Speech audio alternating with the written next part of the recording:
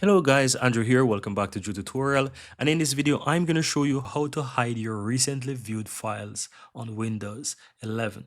Now, this also applies for Windows 10, but as I'm using the Windows 11, I'm just showing you from my PC.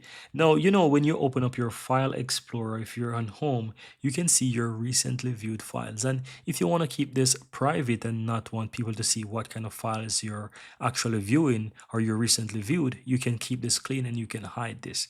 And so I'm going to show you how to do that. So open up File Explorer, guys, and it doesn't matter which folder you're in, wherever you are, just simple look to the top and you'll find three dots. If you click on that, you can click on Option.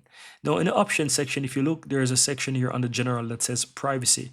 And here it is showing your recently viewed files or recently used files. You can easily go ahead and hide these if you don't want your recently used files to show.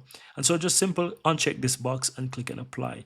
And so whenever you use your files, no one will be able to see them because as you can see here on home, it says can't show recent activities. And that's how easy it is. So if you don't want your recent activities to show, go ahead and follow those steps and uncheck that box. And that's it. It will always be private.